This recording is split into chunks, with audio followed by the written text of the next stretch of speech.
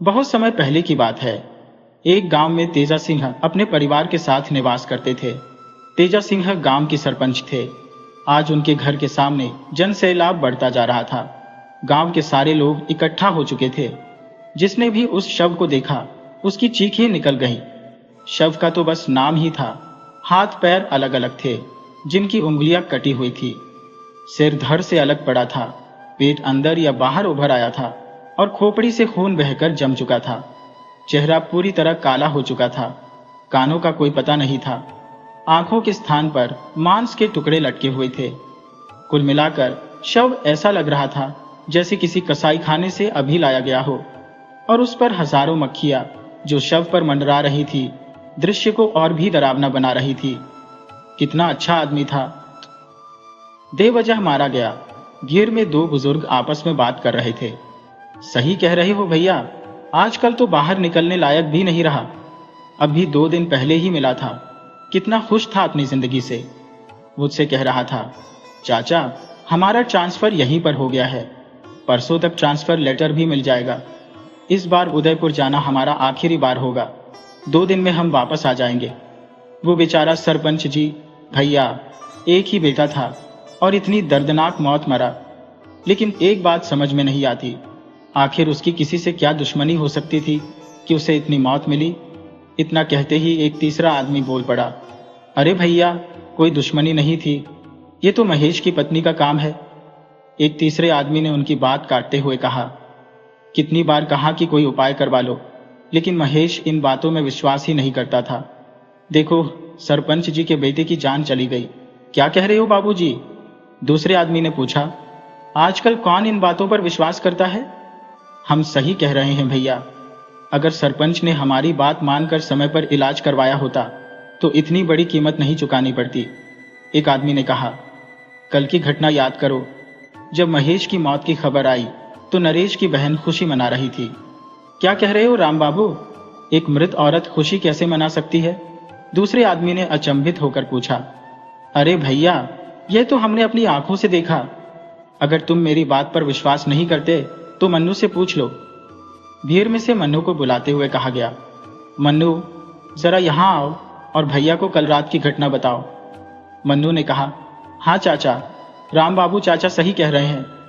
जैसे ही महेश भैया की मौत की खबर आई, हमारे घर की छत पर रोने पीटने की आवाजें आने लगी और खटखट की विचित्र आवाजें सुनाई देने लगी। ऐसा लग रहा था जैसे छत पर कोई पत्थर फेंक रहा हो। हमने छत पर जाकर देखा, लेकिन कोई नहीं मिला। जब हम नीचे आए तो वही आवाजें फिर से आने लगी। फिर हम छत पर गए, लेकिन कोई नहीं था। इसके बाद जैसे ही हम सीढ़ियां उतर रहे थे, कानों में घुंघरू बजने की आवाजें आने लगी। ऐसा लग रहा था जैसे कोई नाच रहा हो। फिर हम सब डर के मारे भागे और दोबारा जाने की हिम्मत नहीं पाई। पूरी रात धड़कन और पायल की आवाजें आती रही। चाचा, दिन भर बाबा कहते रहे कि वह खुशी मना रही थी। जब सुबह महेश भैया की मिट्टी आई तब जाकर नाचना बंद हुआ। धीरे धीरे समय बीत गया और इस घटना को लगभग 1 साल हो गया।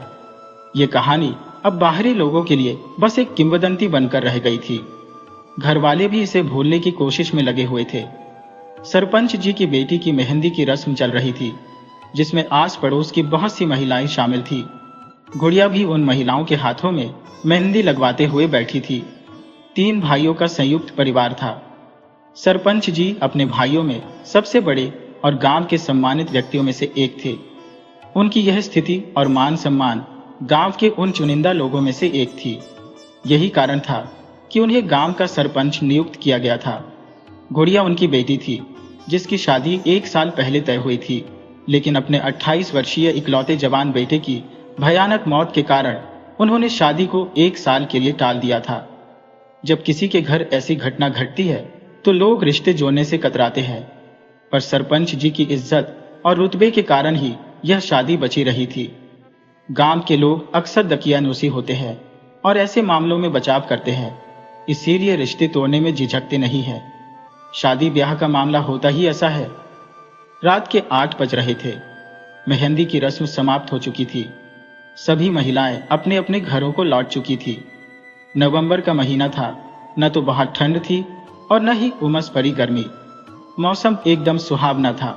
घर की बहुएं खाना बना रही थी और बड़ी बुजुर्ग महिलाएं शादी की तैयारियों में व्यस्त थी। गढ़ की लड़कियां नाच गाने में व्यस्त थी। पुरुष लोग बरामदे में बैठकर 2 दिन बाद आने वाली बारात के स्वागत की चर्चा कर रहे थे, जबकि लड़के बरामदे से लगे दलान में इकट्ठे होकर कथाएं और किस्से सुन रहे थे। तभी अचानक मौसम, जो बिल्कुल शांत था, बदलने लगा। धीरे धीरे हवा तेज हो गई और आकाश को बादलों ने घेर लिया। हल्की हल्की बूंदाबांदी भी शुरू हो गई। बच्चे और बड़े सभी मौसम का आनंद ले रहे थे। गुड़िया, जो अभी नवविवाहिता थी, उसकी चाची ने उसे मजाक में कहा, गुड़िया रानी, कितनी बार कहा कि कढ़ाई में खाना मत खाओ, लेकिन तुम मानती ही नहीं। आंधी पानी अपने साथ ले आई अपनी शादी में। अचानक बिजली की जोरदार कड़कड़ाहट से लोग सिहर उठे। धीरे धीरे तेज होती हवा ने तूफान का रूप ले लिया और हल्की बूंदाबांदी मूसलाधार बारिश में बदल गई। आकाशीय बिजली की गड़गड़ाहट तेज हो रही थी, जो लोगों के कानों को झंझना रही थी।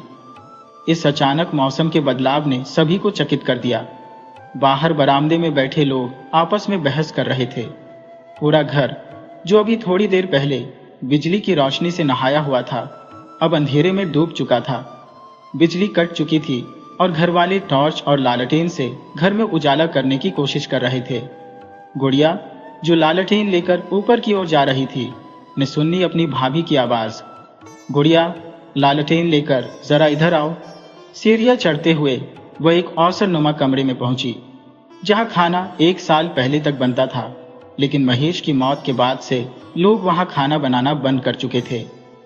उस जगह को महेश की पत्नी की पसंदीदा जगह माना जाता था और उसकी मौत के बाद लोग उस जगह जाने से डरने लगे थे। कुछ महीने पहले तक दिन का खाना भी वहीं बनता था, लेकिन धीरे धीरे खाना बनाना भी बंद हो गया था। गुड़िया ने चारों ओर नजर दौड़ाई, लेकिन कोई नहीं दिखा। उसने इसे मन का वहम समझकर आगे बढ़ना शुरू किया। फिर वही आवाज आई, गुड़िया, लालटेन लेकर जरा इधर आओ। देखो, यहाँ कितना अंधेरा है, हमें कुछ नहीं दिख रहा। गुड़िया ठिठकी। ये आवाज उसकी भाभी की थी। वह लालटेन लेकर आवाज के स्रोत की ओर बढ़ी और देखा कि कम रोशनी के कारण उसे साफ साफ कुछ दिखाई नहीं दे रहा था। उसने लालटेन की बत्ती को और ऊंचा किया, जिससे पूरा कमरा स्पष्ट दिखाई देने लगा। एक औरत जलते हुए मिट्टी के चूल्हे के पास उल्टे मुंह के साथ एक पतले से पटरे पर बैठी थी। अरे भाभी, आप यहां क्या कर रही हो? उसने सवाल किया, लेकिन कोई उत्तर नहीं मिला। यह देखकर उसने फिर से पुकारा, भाभी, आप कुछ बोल क्यों नहीं रही? और ये कहते हुए उसने भाभी का कंधा पकड़कर जोर से झिंझोड़ा। अचानक वह औरत उसकी ओर मुड़ी और गुस्से से फुफकारते हुए वह पूरी तरह से जली हुई, बिना आंखों वाली एक चुड़ैल में बदल गई। यह देख उसकी चीख निकल गई और लालटेन उसके हाथ से छूट गई। चीख सुनकर लोग दौड़ते हुए उस कमरे की ओर भागे, लेकिन जब तक वे पहुंचते, लालटेन का कांच टूट चुका था और आग की एक बड़ी लपट उठ चुकी थी।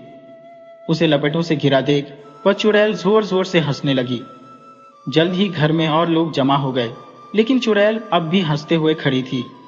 उसके ठहाकों से सरपंच का पूरा घर गूंज उठा।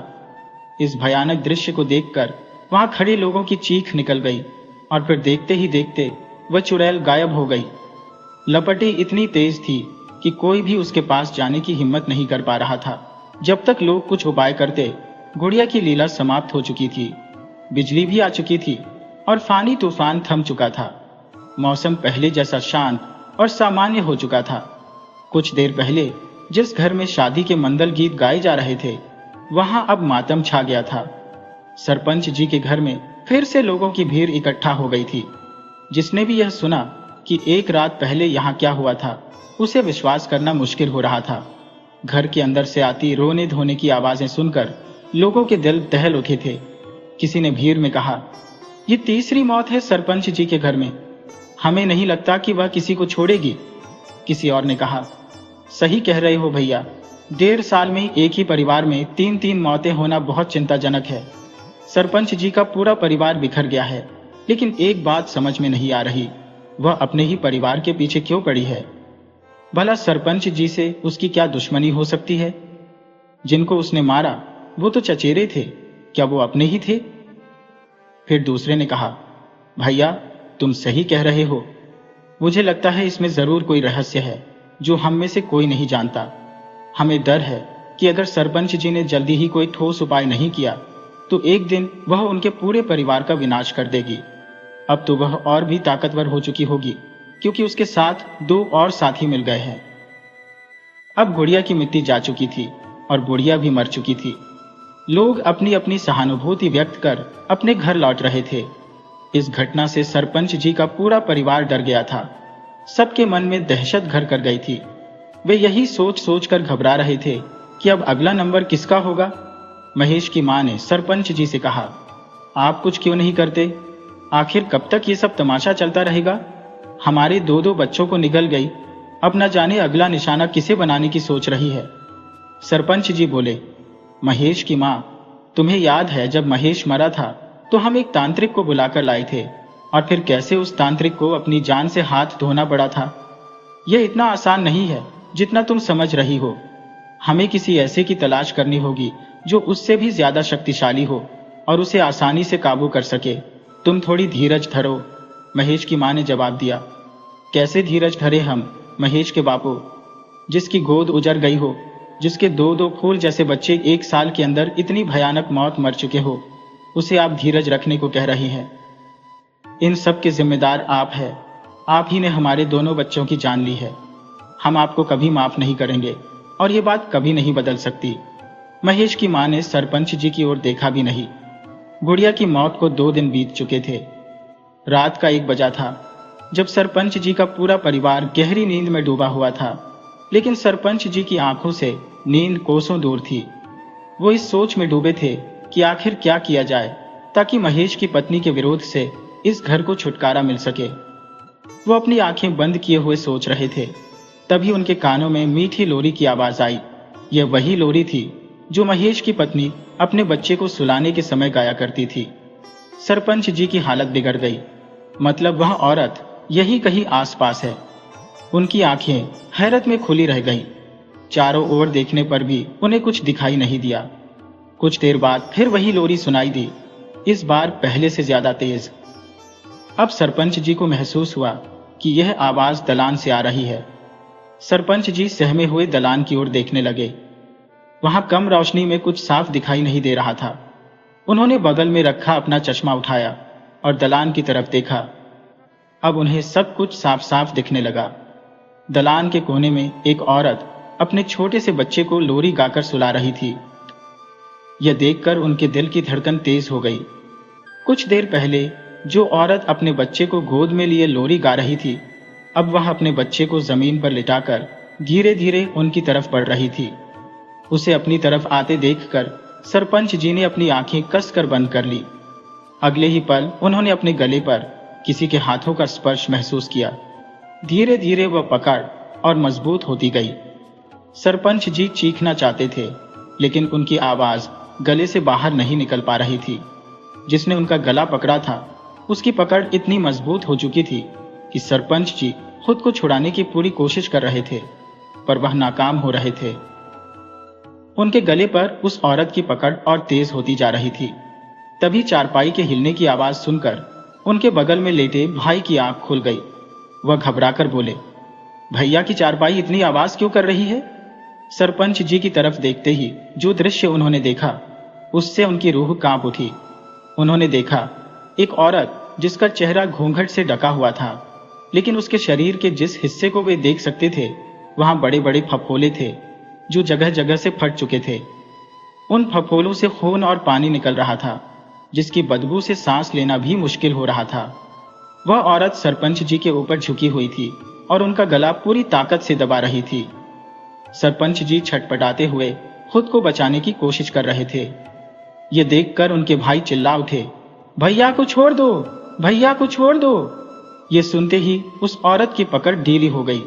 अचानक हवा का एक झोंका आया और उसका घूंघट हट गया। घूंघट हटते ही सरपंच जी के छोटे भाई राम सिंह ने देखा कि वह बिना आंखों वाली चुड़ैल लाचार भाव से सरपंच जी की ओर देख रही थी। फिर वह उनका गला छोड़कर बिना पीछे देखे दलान की ओर बढ़ गई, जहां उसने अपना बच्चा उठाया और गायब हो गई। तब तक सरपंच जी की आवाज सुनकर घर के सारे लोग इकट्ठा हो चुके थे। उस रात तेजा सिंह के परिवार ने पूरी रात जागकर बिताई। अगले दिन सुबह होते ही सरपंच जी ने किसी ऐसे तांत्रिक की खोजबीन शुरू कर दी जो उस चुड़ैल से उनके घर को निजात दिला सके। इस काम के लिए उन्होंने गांव के कुछ आदमियों को भी लगा दिया था। शाम तक उन्हें एक पंडित जी के बारे में पता चला जो इस तरह के मामलों में बहुत ही माहिर थे। लेकिन एक दिक्कत थी, वह हर जगह नहीं जाते थे। जब यह बात सरपंच जी को पता चली तो उन्होंने पंडित जी को लाने के लिए खुद जाने का फैसला किया। उन्होंने अपने दोनों भाइयों को साथ लिया और पंडित जी को लाने के लिए निकल पड़े। अभी मुश्किल से 200 कदम ही चले होंगे कि पीछे से एक लड़का हाँफता हुआ दौड़ा चला आ रहा था। वह लड़का बोला, बाबा जल्दी चलिए, बाड़े में आग लग गई है। यह खबर सुनते ही वे लोग दौड़ पड़े और आकर देखा कि पूरा बाड़ा धू धू करके जल रहा था। अंदर से मवेशियों की करुण पुकार और राम बहाने की चीखें सुनाई दे रही थी। कुछ लोग आग बुझाने की जद्दोजहद में लगे थे, मगर आग थी कि थमने का नाम नहीं ले रही थी, उल्टे और भड़क उठ रही थी। लोग समझ नहीं पा रहे थे कि क्या करें। उसकी ज्वालाएं इतनी तीव्र थी कि जानवरों को बचाना तो दूर, कोई बाड़े के नजदीक भी नहीं जा पा रहा था। कड़ी मशक्कत के बावजूद आग पर काबू नहीं पाया जा सका। अंततः आग तब बुझी जब उसे खुद बुझना था। पूरा बाड़ा जलकर खाक हो गया। मवेशी तड़प तड़प कर दम तोड़ चुके थे। 15 मिनट के अंदर सब कुछ बर्बाद हो गया। फिर पूरा गांव सरपंच जी के दरवाजे पर उमड़ पड़ा। लेकिन अब क्या किया जा सकता था? कोई उपाय नहीं था। एक व्यक्ति बोला, सरपंच जी आखिर कब तक ऐसा चलेगा? किसी ने कहा, उपाय तो करने ही जा रहे थे भैया। आग लगने की खबर सुनकर लौटना पड़ा। स्थिति की गंभीरता को भांपते हुए सब असमंजस में थे कि अब क्या किया जाए। सरपंच जी, जो बेहद निराश लग रहे थे, बोले, हम जानते हैं। तभी एक आदमी ने कहा, यह सब हमें जाने से रोकने के लिए किया गया है। पिछली बार भी उसने ऐसा ही करके उस तांत्रिक की जान ले ली थी। दूसरे व्यक्ति ने सहमति में सिर हिलाते हुए कहा, सही कह रहे हैं भैया, वो बड़ी खतरनाक है। सरपंच जी बोले, हाँ भैया, बहुत खतरनाक है। बहुत बुरा हुआ, बेचारे बेजुबान मवेशी भी नहीं बच सके। हमें नहीं लगता कि वो इतनी आसानी से कुछ करने देगी। किसी और ने कहा, इसका उपाय खोजना पड़ेगा, जो भी करना है जल्दी करो। भैया, अब हमारे पास ज्यादा समय नहीं है। क्या पता कल को पूरा गांव इस जायन के प्रकोप का शिकार हो जाए। दूसरा व्यक्ति बोला, बिल्कुल सही कह रहे हो भैया, जल्द ही कुछ करना होगा, वो भी बेहद गुपचुप तरीके से, ताकि उसे कानो कान खबर न हो। फिर उसी रात करीब 9 बजे सरपंच सिंह के घर एक पंडित जी का आगमन हुआ। पंडित जी के आने की खबर सुनते ही घर के बाकी लोग बाहर निकलकर उन्हें घेर कर खड़े हो गए और बोले, महाराज, आपका बहुत बहुत धन्यवाद जो आप यहाँ आने के लिए राजी हो गए। अब आप ही हमें उस प्रकोप से बचा सकते हैं, कृपया हमें बचा लीजिए। सरपंच जी ने पंडित जी के चरणों में झुकते हुए कहा। पंडित जी ने सरपंच जी को आशीर्वाद देते हुए कहा, कल्याण हो बच्चा, इस वर्ष सब भला करेंगे, पर पहले मैं एक बार तुम्हारे घर का निरीक्षण करना चाहता हूँ। सरपंच जी ने कहा, जी महाराज, अवश्य, कृपया कुछ ऐसा करें जिससे हमें इस मुसीबत से छुटकारा मिल जाए। इसके बदले आप जो कहेंगे हम देने के लिए तैयार हैं। पंडित जी ने कहा, बच्चा, जो देना है ऊपर वाला देगा, हम इंसान किसी को क्या दे सकते हैं। ये रुपया पैसा हमारे लिए मिट्टी के समान है। पंडित जी के साथ आए उनके शिष्य ने सरपंच जी को पंडित जी के गुणों से अवगत कराते हुए कहा, गुरु जी, यहाँ किसी लोभ से नहीं आए हैं, ये तो जल्दी कहीं जाते भी नहीं। लेकिन यहाँ की बड़ी समस्या सुनकर ही गुरु जी से रहा नहीं गया। आपकी किस्मत प्रबल थी जो पंडित जी यहाँ आए। इनके दर्शन आपको हुए तो अब आप तनिक भी चिंता न करें। गुरु जी ने बहुतों का उद्धार किया है। अब आपके यहाँ आए हैं तो समझ लीजिए आपकी मुसीबत जल्द दूर होने वाली है। इसके बाद पंडित जी ने कहा, चलो अब एक बार पूरे घर का निरीक्षण करवा दो। सरपंच जी बोले, जी महाराज। ये कहकर उन्होंने पंडित जी को घर के मुख्य द्वार तक पहुंचाया। लेकिन जैसे ही पंडित जी ने घर के मुख्य चौखट पर पांव रखा, उन्हें एक जोर का झटका लगा। यह अनुभव होते ही पंडित जी का पूरा शरीर कांप उठा और वे हर हर महादेव का जाप करने लगे।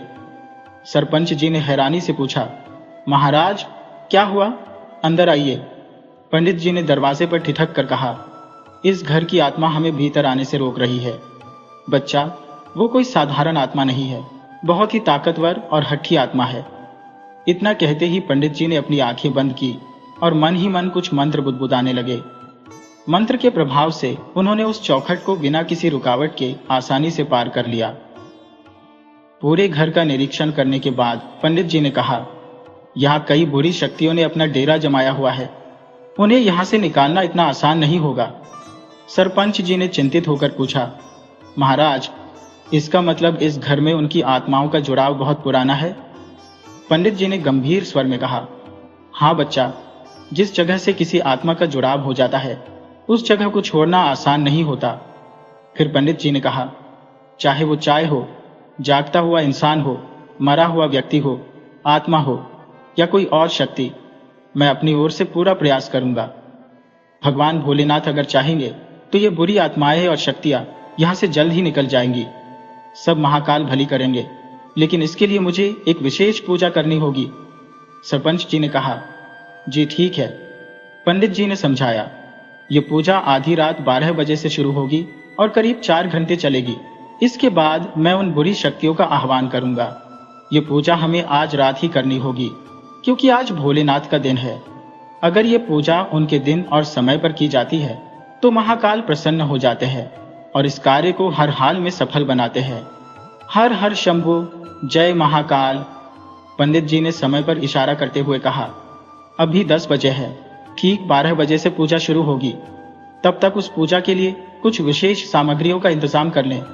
एक बात और, इस पूजा में परिवार के हर सदस्य की उपस्थिति जरूरी है, इसलिए ध्यान रहे कि आज रात कोई न सोए। रात 12 बजते ही पंडित जी ने पूजा शुरू कर दी। जैसा कि उन्होंने कहा था, परिवार के सभी सदस्य उस पूजा में मौजूद रहे। पूजा करीब 4 घंटे चली, जिसमें पंडित जी ने मंत्रों का जप किया। ये जप उपांशु जप कहलाता है, जिसमें आवाज तो नहीं आती, लेकिन मंत्रों की ध्वनि सुनी जा सकती है। इस पूजा के दौरान घर के प्रत्येक सदस्य को हवन कुंड में बारी बारी से हवन सामग्री डालनी थी। पूजा समाप्त होते ही बुरी शक्तियों के आह्वान का समय आया। आह्वान शुरू करने से पहले पंडित जी ने पूरे घर वालों को समझा दिया था कि चाहे कुछ भी हो जाए, डरना नहीं है और न ही अपने स्थान से हटना है। फिर उन्होंने आह्वान की प्रक्रिया शुरू की, जिसमें साबर मंत्रों का सहारा लिया। साबर मंत्र जल्दी सिद्ध होते हैं और इस वाचिक जप में उच्च स्वर में मंत्रों का उच्चारण किया जाता है।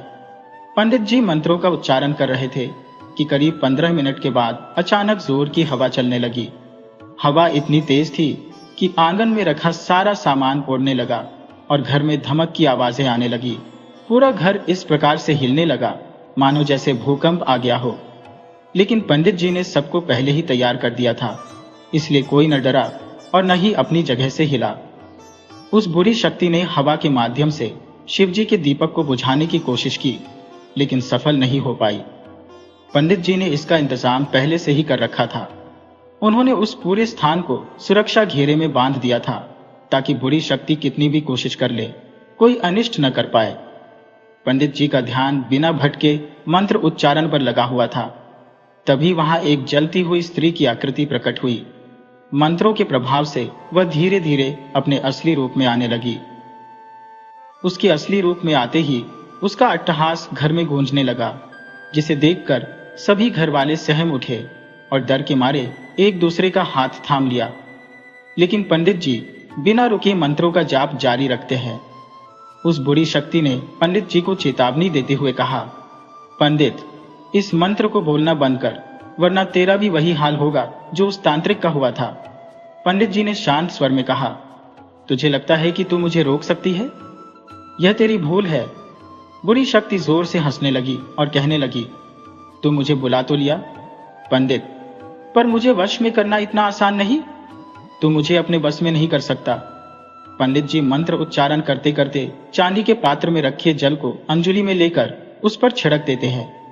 जल की पवित्रता देखकर वह स्त्री तड़पने लगती है और कहती है, तू ऐसा नहीं कर सकता, आखिर तुझे क्या चाहिए? पंडित जी ने उसे शांत करते हुए कहा, देख, मेरी तुझसे कोई दुश्मनी नहीं है।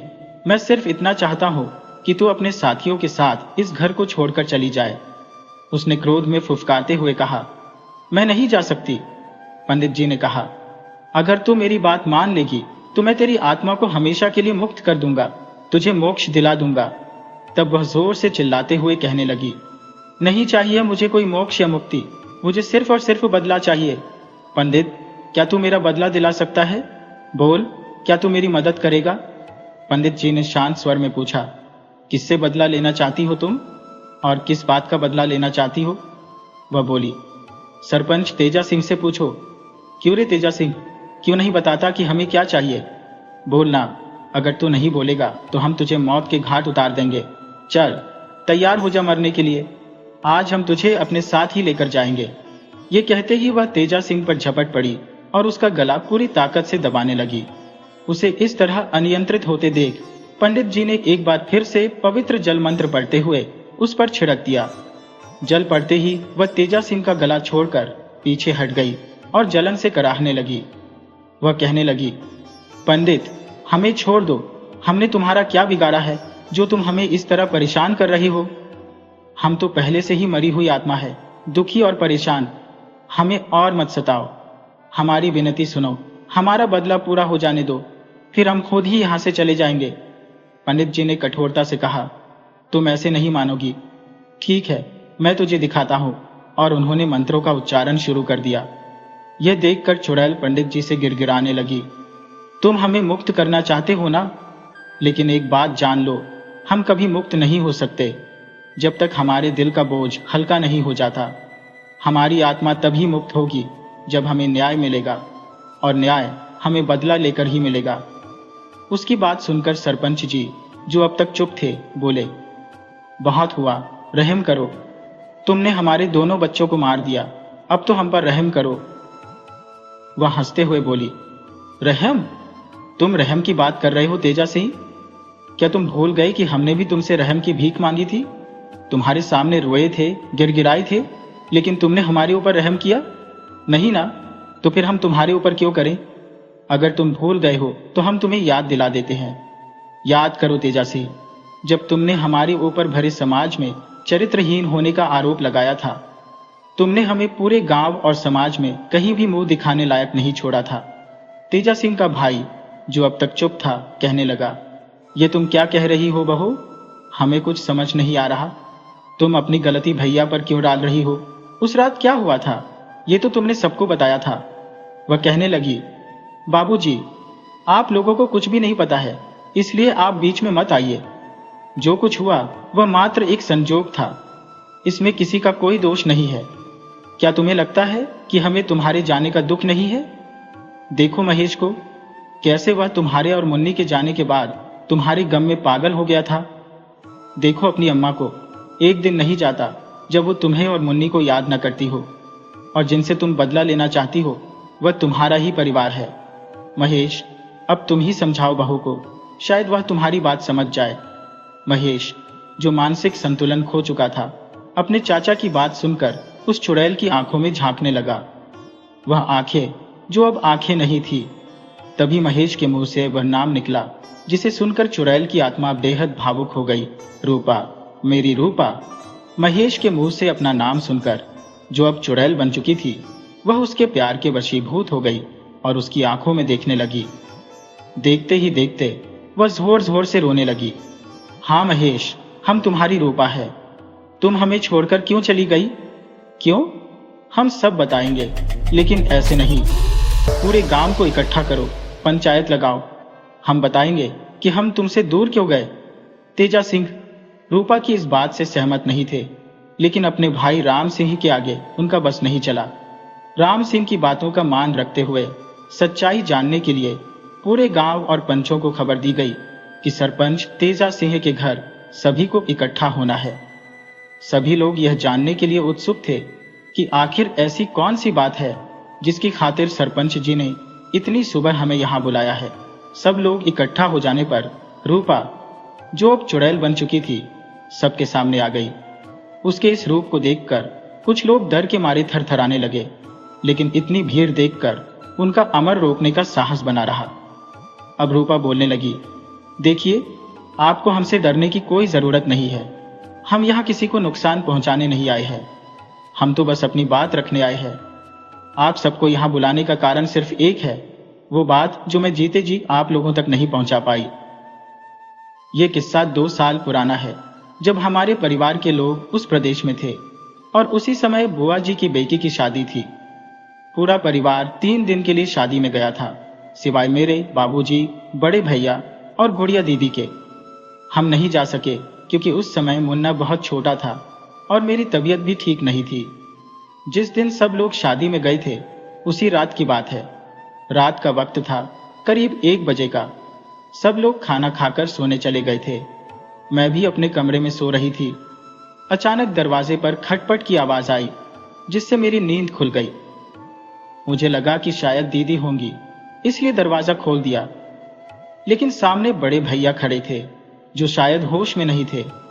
वह कुछ समझने या पूछने से पहले ही उन्होंने मुझे अंदर धकेल दिया और दरवाजा अंदर से बंद कर लिया। इसके बाद जो हुआ वो किसी भयानक सपने से कम नहीं था। बड़े भैया एक भूखे भेड़िए की तरह मुझ पर टूट पड़े। मैं चिल्लाती रही, उनसे अपनी इज्जत की भीख मांगती रही, रिश्ते की दुहाई देती रही, लेकिन उन्होंने मेरी एक भी बात नहीं सुनी। दुख की बात तो यह है कि गुड़िया दीदी, जो हमारे कमरे के बगल वाले कमरे में थी, वो मदद करने नहीं आई। जब आई तब तक बहुत देर हो चुकी थी। मैं लुटी पिटी रोते हुए बाबूजी के पास गई, लेकिन उन्होंने मेरी एक नहीं सुनी। मैं बार बार कहती रही कि मैं सच बोल रही हूँ, लेकिन उन्होंने अपने बेटे को बचाने के लिए उल्टा मुझे ही चरित्रहीन और झूठा करार दे दिया। मैं चुप नहीं रही। मैंने साफ कह दिया कि मैं ये बात सबको बताऊंगी। इस पर उन्होंने मुझे आश्वासन दिया कि सुबह पंचायत बुलाकर न्याय दिलाएंगे। फिर उन्होंने मुझे कमरे में भेज दिया। जब मैं कमरे में गई तो मुन्ना जग चुका था और भूख से रो रहा था। मैं उसे गोद में लेकर चुप कराने लगी। तभी तीनों हमारे कमरे में घुस आए। गुड़िया दीदी के हाथ में मिट्टी के तेल का डिब्बा था। जब तक मैं कुछ समझ पाती, बड़का भैया ने मेरे हाथ पकड़ लिए और बड़े भैया ने मेरे पैर। गुड़िया दीदी ने मुझ पर पूरा तेल उड़ेल दिया। फिर ये तीनों बाहर निकल गए और दरवाजे पर कुंडी लगा दी। जाते जाते उन्होंने जलती हुई माचिस की तीली कमरे में फेंक दी।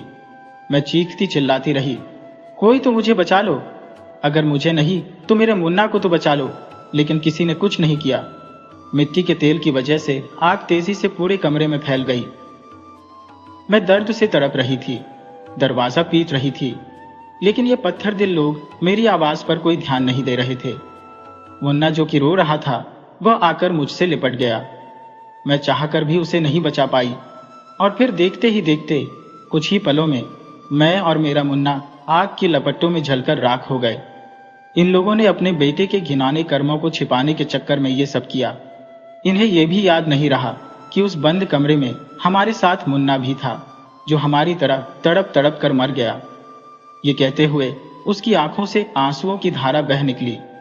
उसकी बात सुनकर वहां मौजूद कोई भी ऐसा नहीं था जिसकी आंखों से आंसू न छलक रहे हो। इतने पर भी इनका दिल नहीं बसीजा।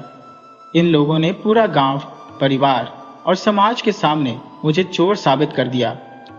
अपनी बुराई को छिपाने के लिए इन लोगों ने पूरे गांव में यह बात फैलाई कि मैंने तेजा सिंह के कमरे से उनकी अम्मा की चुराई हुई चीजें बरामद होते हुए पकड़ा गया था। इसके बाद शर्मिंदगी से बचने के लिए मैंने मुन्ना के साथ खुद पर मिट्टी का तेल डालकर अपनी जान ले ली। लेकिन सच यह है कि मैंने खुद को और मुन्ना को जला लिया। बोलो तेजा सिंह, सरपंच जी, क्या मैं झूठ बोल रही हूँ? क्या आप सच में मानते हैं कि मैंने अपने ऊपर मिट्टी का तेल डालकर आत्महत्या कर ली थी? सरपंच जी, आप मानते हो कि मैंने खुद को जला लिया, लेकिन आप समझते हो कि मेरे मरने के साथ ही आपका यह राज्य भी खत्म हो जाएगा। लेकिन आप भूल गए कि ऊपर वाले की लाठी में आवाज नहीं होती, लेकिन जब वो चलती है तो आदमी कहीं का नहीं रहता। ये सुनकर पूरे गांव में सन्नाटा छा गया। हर कोई हैरान था और किसी के भी पास कुछ कहने के लिए शब्द नहीं थे। वहां मौजूद सबके चेहरे शर्म से झुक गए थे। गांव के लोगों को अब यकीन हो गया था कि महेश की बीवी ने जो कुछ कहा वह सच है। अब आप ही बताइए, क्या मैंने कोई गलती की है? अगर हाँ तो पंडित जी मुझे अभी यहां भस्म कर दे। लेकिन अगर मैंने कुछ गलत नहीं किया तो मुझे आप लोगों से न्याय चाहिए। क्या आप मेरी मदद करेंगे या उन पाखंडियों की जो खुद को सरपंच बना बैठे हैं और आप लोगों को सच्चा बताने का ढोंग कर रहे हैं? क्या आप मेरी मदद करेंगे या मुझे इनके खिलाफ इंसाफ दिलवाएंगे? इस पर बाबूजी बोले, बेटी, हम तुम्हारा साथ देंगे। अब तक हमें इस बात की भनक भी नहीं थी। हम तो तुम्हारे सामने नजर भी नहीं मिला पा रही है। हमें माफ कर दो बहू, हम सब तुम्हारे गुनहगार हैं। लेकिन अब हमें सिर्फ तेजा सिंह से बदला चाहिए। तेजा सिंह, जो अभी तक चुप था, उसके होश उड़ गए। पूरा गांव एकजुट होकर एक स्वर में रूपा का साथ देने को तैयार हो गया। रूपा, तुम इस पापी से अपनी मौत का बदला ले लो, हम सब तुम्हारे साथ हैं। ये सुनकर तेजा सिंह के हाथ पांव कांपने लगे। वह तुरंत रूपा के पैरों में गिर गया और अपने की माफी मांगने लगा। देखो रूपा बेटी, तुम्हारे साथ जो कुछ भी हुआ वह नहीं होना चाहिए था, लेकिन मैं मजबूर था। अपने बेटे के मोह में मैं अंधा हो गया था। मैं तुम्हारा दर्द नहीं समझ पाया, तेजा सिंह ने कहा। रूपा ने गुस्से में कहा, तुम्हारे बेटे के मोह में तुम्हें यह भी नहीं दिखा कि मैं भी किसी की बेटी हो, किसी की माँ हो और किसी की पत्नी हो। तुम्हें यह भी याद नहीं रहा कि हम तुम्हारी बहू हैं, तुम्हारे परिवार का हिस्सा है। तुम्हें जरा भी शर्म नहीं आई? रूपा की बातें सुनकर पूरा गांव एकजुट हो गया और सरपंच से कहा, रूपा को इंसाफ मिलेगा। अब तेजा सिंह का कोई बचाव नहीं होगा। इतना सुनते ही तेजा सिंह घबरा गया और रूपा के पैरों में गिर पड़ा। लेकिन अब बहुत देर हो चुकी थी। गांव के लोग एक स्वर में बोले, रूपा, तुम इसे सजा दिलवाओ, हम सब तुम्हारे साथ हैं। रूपा ने जब तेजा सिंह के मुंह से माफी की बातें सुनी तो वह आक्रोश से बोली, तुम्हारे जैसे पापियों को अब यहां रहने का हक नहीं है। तुमने हमारी दुनिया उजाड़ दी, अब तुम्हें इसका अंजाम भुगतना होगा। और फिर अचानक से तेजा सिंह एक जलते हुए आग के गोले में तब्दील हो गया।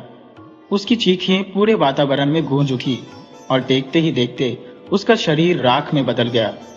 बचा तो बस उसकी अस्थियों का ढेर, जो रूपा के हाथों इंसाफ मिलने का प्रतीक था। उसके बाद पंडित जी ने रूपा की आत्मा को मोक्ष दिलाने की तैयारी की। पूरा गांव, जो अब तक रूपा की दर्दनाक कहानी से हिला हुआ था, उसकी आत्मा को शांति मिलने की दुआ करने लगा। रूपा के साथ साथ उन सभी आत्माओं को भी शांति मिली जो उसके साथ अन्याय का शिकार हुई थी। अंत में रूपा का दिव्य प्रकाश जुगनू की तरह हवा में उड़ते हुए शून्य में विलीन हो गया।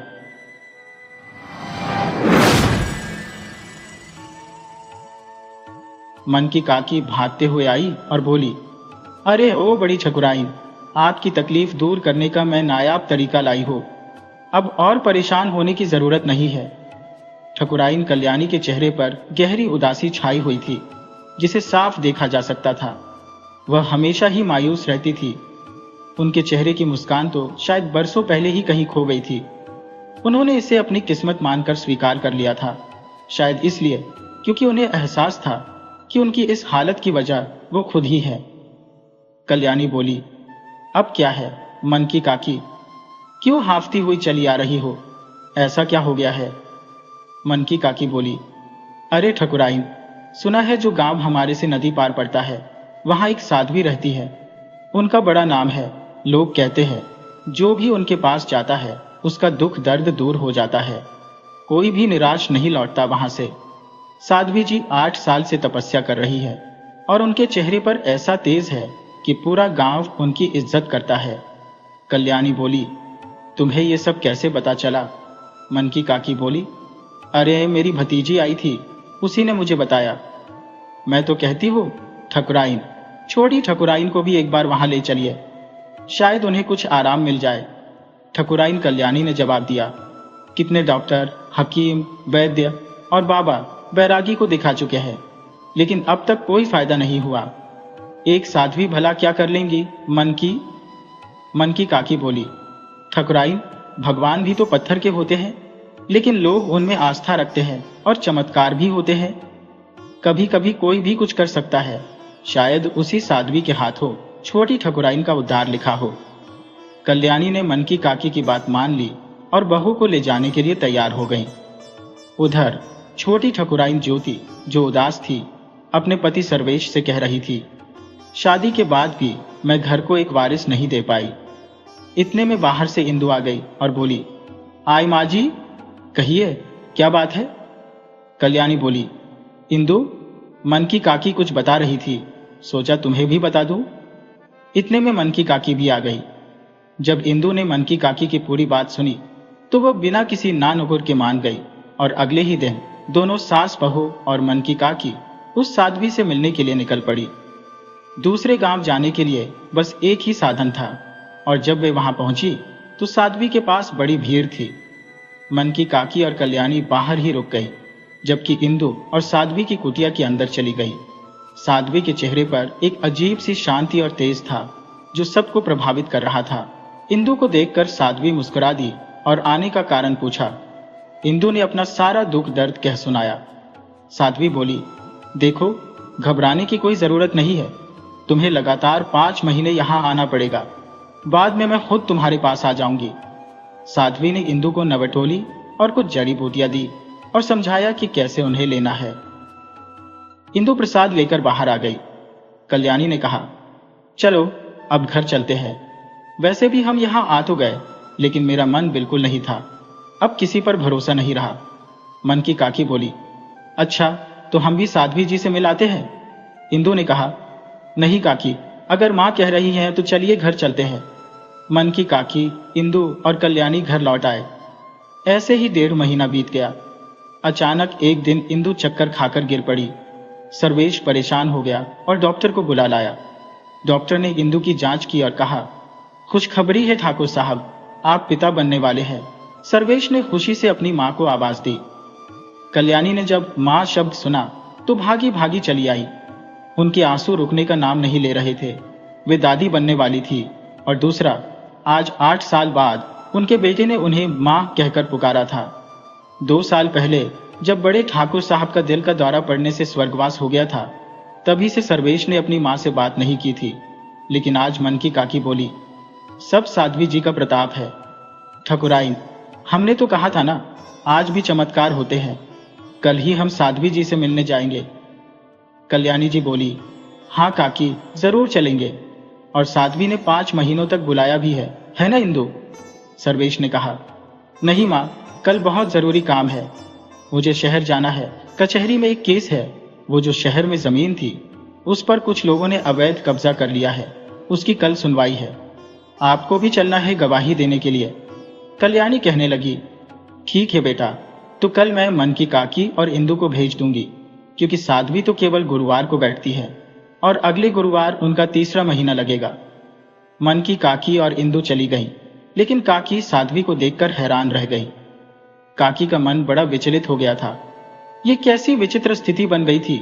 भगवान ने कौन सी लीला रच दी थी? साध्वी से मिले बिना ही काकी बाहर आ गई थी और माथे पर पसीने की बूंदें उभर आई थी। मन ही मन सोचने लगी कि इतने सालों के बाद घर में थोड़ी सी खुशियां आई थी, अब क्या होगा? तभी इंदु ने काकी से पूछा, आप साध्वी जी से मिले बिना ही क्यों लौट आई? काकी ने झूठ बोलते हुए कहा, अरे इंदु, अंदर बहुत भीड़ थी इसलिए लौट आई।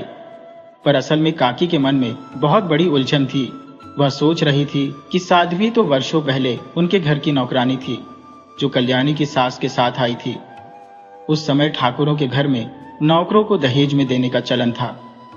कल्याणी की सास ने अपने ससुराल से इस नौकरानी की शादी भी एक नौकर से करवा दी थी, जो उसे पसंद था। इसी कारण कल्याणी ने उसे हमेशा इज्जत दी थी। काकी अब इस बड़ी उलझन में थी कि कल्याणी और सर्वेश को साध्वी से मिलने दिया जाए या नहीं। 3रा महीना आ गया और काकी ने सोचा कि कल्याणी और सर्वेश को साध्वी से मिलाने से बचना चाहिए। लेकिन एक दिन अचानक कल्याणी गिर गई और उसके पैर में मोच आ गई। काकी को थोड़ी राहत मिली कि अब ठकुराइन कल्याणी साध्वी से मिलने नहीं जा सकेगी, लेकिन सर्वेश का क्या? 4थे महीने में काकी ने ठान लिया कि वह खुद ही सर्वेश को साध्वी से मिलाने ले जाएगी और कोशिश करेगी कि सर्वेश उससे ना मिल पाए। लेकिन इस बार काकी का मन की योजना विफल हो गई। इंदु और सर्वेश दोनों साध्वी की कुटिया में चले गए। साध्वी को देखते ही सर्वेश को अजीब सा लगा। वह तुरंत बाहर आया और काकी से पूछा, काकी, क्या आपको इन सब के बारे में पता था? काकी कुछ कह पाती, इससे पहले ही इंदु वहां आ गई और बोली, आप इतनी जल्दी क्यों लौट आए? साध्वी जी से मिले भी नहीं? सर्वेश ने बहाना बनाते हुए कहा, भीड़ बहुत ज्यादा थी, अंदर घुटन हो रही थी और सब घर के लिए निकल पड़े। रास्ते भर सर्वेश विचारों में खोया रहा। उसे कुछ भी समझ नहीं आ रहा था कि जिंदगी ने उसके साथ इतना बड़ा मजाक कैसे कर दिया। इतने सालों में बड़ी मुश्किल से उसने खुद को संभाला था और अब एक ही झटके में उसका संतुलन बिगड़ गया था। इंदु ने सर्वेश के कंधे पर हाथ रखते हुए कहा, क्या सोच रहे हैं आप? चलिए नाव से उतरिए, घर चलें। तीनों नाव से उतर गए, लेकिन काकी के मन में कई सवाल उमड़ने लगे कि वह सर्वेश को क्या जवाब देगी। वही सर्वेश के मन में भी कई सवाल थे जिनका उत्तर वह काकी से चाहता था। घर पहुंचकर कल्याणी ने काकी से कहा, काकी, लगता है सर्वेश की तबीयत ठीक नहीं है। वह बहुत उदास और परेशान है। कल गुरुवार है और इंदु का चौथा महीना लग गया है। कल हमें साध्वी से मिलने जाना है। पिछली बार मैं मिल नहीं पाई थी, लेकिन इस बार जरूर मिलूंगी। अगले दिन काकी, इंदु और कल्याणी साध्वी जी से मिलने गए। इस बार कल्याणी साध्वी जी से मिलने अंदर चली गई। साध्वी को देखते ही कल्याणी के दिल में कुछ खटका और वह बाहर आकर काकी से बोली, शायद इसी वजह से सर्वेश परेशान था। काकी, तुमने बताया क्यों नहीं?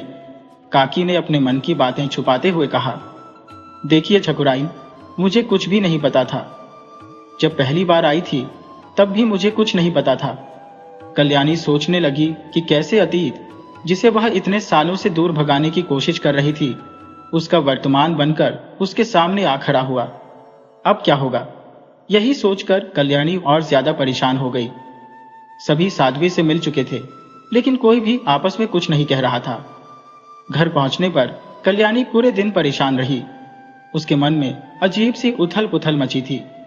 वह सोच रही थी, यदि सब कुछ अपने तरीके से चलाती तो शायद उसकी जिंदगी इस मोड़ पर न ठहरती। लेकिन यह कैसे हो सकता था? खानदान की इज्जत का डर और लोगों की सोच का दबाव था। सर्वेश की बात मानने में उसका भी कुछ स्वार्थ था। यह सोचते सोचते वह अपने अतीत के पन्ने पलटने लगी। 23 साल पहले की बात है। जय इसी हवेली में वह दुल्हन बनकर आई थी। बस 16 पार करके विवाह हो गया था। इतनी छोटी उम्र में ही विवाह हो गया था। वह बेहद नाजुक गोरी रंगत की ओर सुंदर थी। हाथ पैर और शरीर का रूप बहुत आकर्षक था। सास उनकी झलक देखकर थक जाती थी। बलैया लेकर सास ने उनकी तारीफों के पुल बांध दिए थे। कल्याणी के पति मान सिंह उसे 10 साल बड़े थे और वे भी उसे बहुत प्रेम करते थे, क्योंकि उनके पिता ठाकुर सुमेर सिंह का कई साल पहले निधन हो चुका था। जमींदारी की जिम्मेदारी उनके कंधों पर आ गई थी और जमींदारी के चलते वे अपनी पत्नी कल्याणी को ज्यादा समय नहीं दे पाते थे। कल्याणी की शादी को 1 साल होने वाला था। अब वह 18 साल की हो चुकी थी। फिर एक दिन ऐसा हुआ जिसने कल्याणी की जिंदगी में एक नया मोड़ ला दिया, जिसे उसने कभी सोचा भी नहीं था। एक दिन जब कल्याणी और उसकी सौभाग्यवती मन की काकी मंदिर जा रही थी, तो एक पागल सांड अचानक उनके सामने दौड़ते हुए आ गया। तीनों स्तब्ध थीं कि क्या करें। तभी एक नवयुवक, जिसकी उम्र लगभग 20 वर्ष होगी, बीच में कूद पड़ा और सांड के सींगों से झूल गया। सांड ने उसे दूर फेंक दिया और खेतों की ओर भाग गया। उस नवयुवक को गंभीर चोटें आई। सौभाग्यवती कल्याणी की सास ज्योति घबरा गई और नवयुवक को कुछ लोगों की मदद से घर ले आई। सौभाग्यवती ने अपनी घटना की पूरी जानकारी मान सिंह को दी। उसने बताया कि नवयुवक ने उनकी जान बचाई। मान सिंह नवयुवक से मिलने गया, उसका हालचाल पूछा और तीनों की जान बचाने के लिए धन्यवाद प्रकट किया। नवयुवक ने बताया कि उसका नाम राघव है और वह नदी के पार वाले गांव में रहता है। उसके माता पिता बचपन में ही हैजा से गुजर गए थे। कोई रिश्तेदार नहीं था। फसल खराब हो गई थी और कर्ज बढ़ गया था। कर्ज न चुका पाने के कारण साहूकार ने सारी जमीन और झोपड़ी पर कब्जा कर लिया। राघव ने अभी 2 दिन पहले ही गांव में आकर मंदिर की सीढ़ियों पर रहना शुरू किया था। थोड़ी बहुत दान से उसकी भोजन की व्यवस्था हो रही थी और मंदिर के पुजारी रात को उसे खाना देते थे। मानसिंह ने कहा, तुम चिंता मत करो, पहले ठीक हो जाओ। हमारे यहाँ काम की कमी नहीं है। तुम्हें कोई काम देंगे और तब तक हवेली में आराम करो। मन की काकी तुम्हारी देखभाल करेंगी। ये कहकर मानसिंह चले गए। राघव मन की काकी के कमरे में रहने लगा। मन की काकी की संतान नहीं थी, इसीलिए उन्होंने राघव को बेटी की तरह मान लिया और उसे दुलार दिया। मन की काकी की जिंदगी में जैसे एक नई रोशनी आ गई थी। अब मनकी की जिंदगी कुछ बेहतर गुजरने लगी थी, जो कभी सुख भरी नहीं थी। सौभाग्यवती के साथ आई नौकरानी किसान को दिल दे बैठी थी। सौभाग्यवती ने उनकी शादी करवा दी थी और शादी को मुश्किल से 5 साल ही हुए होंगे कि एक दिन काकी के पति एक अड़ियल घोड़े को काबू करने की कोशिश कर रहे थे।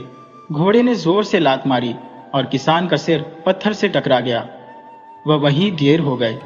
उनके एक 10 साल का बेटा भी था, जिसे एक दिन सांप ने डंस लिया और वह भी नहीं बच सका। काकी को राघव में अपने खोए हुए बेटे की झलक मिल गई थी, जिससे उसकी खुशियां लौटी। उधर राघव भी हवेली में काम करने लगा और उसे एक नई जिंदगी मिल गई। लेकिन जब भी कल्याणी राघव को देखती, उसका दिल विचलित हो उठता। कल्याणी को राघव के प्रति अलग ही भावनाएं महसूस होने लगी। वह किसी न किसी बहाने से उसके पास जाने की कोशिश करती रहती। उसकी गठीली काया, सुडौल बाहें देखकर वह भीतर ही भीतर बेचैन हो उठती थी। उसे कुछ समझ नहीं आ रहा था कि यह क्या हो रहा है। हर पल वह राघव को अपने सामने देखना चाहती थी। शायद वह उसे चाहने लगी थी। राघव के प्रति उसकी छिपी हुई भावनाएं उसके किसी भी काम में मन नहीं लगने देती थी। एक दिन कल्याणी ने हिम्मत करके राघव से अपने दिल की बात कह दी। राघव, मैं तुम्हें चाहने लगी हो। लेकिन राघव ने जवाब दिया, छोटी ठकुराइन, आप क्या कह रही है? यह सब आपको शोभा नहीं देता। और वह खुद को छुड़ाकर चला गया। राघव ने ठाकुर साहब से कहकर अपना काम खेतों में लगवा लिया और उस घटना के बारे में किसी से भी कुछ नहीं कहा। कुछ दिनों बाद उसने काकी से कहा, माँ, मेरा भी ब्याह करवा दो। कब तक मुझे यूं अकेले खिलाती रहोगी? काकी यह सुनकर बहुत खुश हुई और उसने ठाकुर साहब के खेतों में काम करने वाली अनाथ लड़की जानकी से राघव की शादी करवा दी। जानकी राघव की दुल्हन बनकर आई और राघव उसे पाकर बहुत खुश हुआ। जानकी भी यह सोचकर खुश थी कि अब उसकी दुनिया में कोई तो है जिसे वह अपना कह सकती है। समय बीतता गया। उधर कल्याणी भी राघव को बुलाने की कोशिश करने लगी।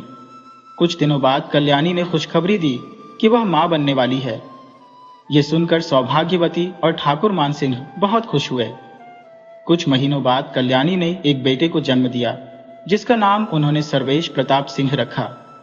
इधर जानकी ने भी खुशखबरी सुनाई और कुछ महीनों बाद उसने भी एक बेटी को जन्म दिया, जिसका नाम राघव ने धनी रखा। समय धीरे धीरे गुजरता रहा। दोनों बच्चे बड़े होने लगे और उनकी शरारतों से हवेली में रौनक बनी रहती थी। वे लड़ते झगड़ते बड़े हो रहे थे। इसी बीच सौभाग्यवती भी बीमारी के बाद चल बसी। जब सर्वेश ने 8वीं पास कर ली तो वह आगे की पढ़ाई के लिए अपने मामा के पास शहर चला गया। उधर राघव ने खेतों के पास अपनी झोपड़ी बना ली थी। ठाकुर साहब की गौशाला भी वही थी, जिससे राघव और जानकी को गाय भैंसों और बैलों की देखभाल में आसानी होती थी। लेकिन राघव ने काकी को साथ नहीं लिया। उसने कहा, माँ, तुम सारी जिंदगी हवेली में रही हो, वही आराम से रहो। झोपड़ी में तुम कैसे रहोगी? धनी और सर्वेश दूर रहकर बड़े हो रहे थे, लेकिन उनके दिल में एक दूसरे से बिछड़ने का दर्द छिपा हुआ था। जब कभी सर्वेश छुट्टियों में आता तो धनी उससे मिलने नहीं जाती थी, क्योंकि जानकी हवेली में जाने से मना करती थी। उसे डर था कि हवेली के ठाट बाट देखकर उसकी बेटी बिगड़ न जाए। गरीबों के पास न तो अच्छे कपड़े पहनाने की ताकत होती है और न ही अच्छी तरह से खिलाने की। जानकी को यह भी चिंता थी कि उसकी बेटी की ससुराल कैसी होगी। इसी तरह दोनों बच्चे बड़े होते रहे। सर्वेश अपनी कॉलेज की पढ़ाई पूरी करके घर लौट आया, क्योंकि ठाकुर साहब अब बीमार रहने लगे थे और उन्हें एक सक्षम व्यक्ति की जरूरत थी। इस कारण सर्वेश को वापस आना पड़ा। इस बीच कल्याणी अपने बेटे के लिए एक उपयुक्त दुल्हन की खोज में थी। इसी दौरान किसी रिश्तेदार ने एक रिश्ता बताया, जिसे कल्याणी ने मंजूर कर लिया और कहा कि वे नवरात्रि में आकर लड़की को देखेंगे। एक दिन मनकी काकी को बाजरे की रोटी और प्याज की चटनी खाने की इच्छा हुई। उन्होंने जानकी से कहा, कृपया धानी को भेज देना। मेरे बूढ़े शरीर में ज्यादा चलने फिरने की ताकत नहीं है। अगर वह मेरी पसंद की बाजरे की रोटी और प्याज की चटनी लेकर आ जाए तो बहुत अच्छा होगा। धानी के इंतजार में मनकी काकी हवेली के आंगन में बैठी थी।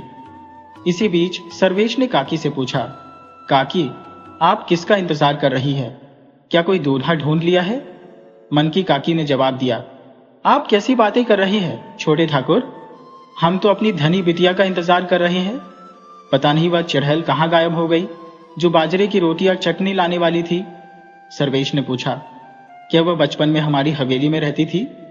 मन की काकी ने हाँ कहा और बोली, हाँ वही, वह अभी तक आई नहीं है। बहुत भूख लगी है। सर्वेश ने कहा, मैं भी खाऊंगा। मैंने भी जान की चाची के हाथ का खाना बचपन में खाया है। इतना कहकर धानी आ गई। धानी को देखते ही सर्वेश की नजरें उसकी ओर केंद्रित हो गईं और वह गहराई से उसे देखने लगा। धानी ने खाना देकर बिना ज्यादा बातचीत किए वहां से चली गई। उधर राघव एक उपयुक्त रिश्ते की तलाश में था। उसे एक किसान लड़का मिला जो अपने माँ बाप का इकलौता बेटा था। नवरात्र में राघव ने भी रिश्ते की बात तय कर ली। धानी को इतने सालों बाद देखकर सर्वेश ने मन बना लिया कि वह धानी से मिले बिना वापस नहीं जाएगा। रात को खाना खाकर सर्वेश अपने कमरे में गया और किताबें पढ़ने लगा। अचानक उसे एक पुराना संदूक याद आया।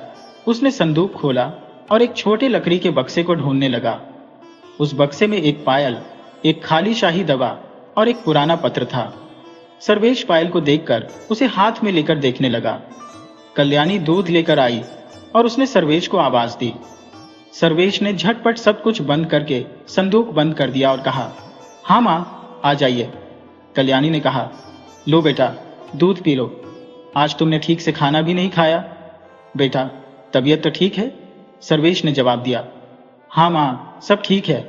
आज दोपहर में जान की चाची ने मन की काकी के लिए बाजरे की रोटी और प्याज की चटनी भेजी थी, लेकिन वह खाली थी। कल्याणी ने कहा, ठीक है, लेकिन उन लोगों से थोड़ा दूर रहना। सर्वेश ने कहा, ठीक है माँ, सो जाओ।